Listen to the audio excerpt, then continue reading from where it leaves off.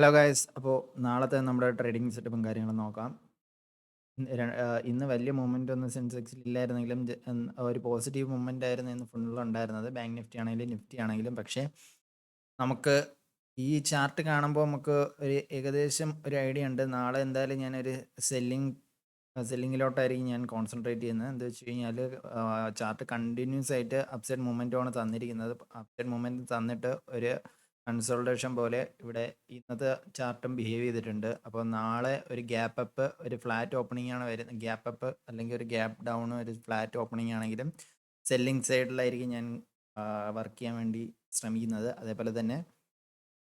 അതേപോലെ തന്നെ flat opening ആണെങ്കിൽ സാധാരണ ഈ വീക്കിൽ ഫുള്ള് ഫ്ലാറ്റ് ഓപ്പണിംഗ് വന്നിട്ടുണ്ടെങ്കിൽ എല്ലാം മുകളിലോട്ട് പോയിട്ടാണ് പതിവ്.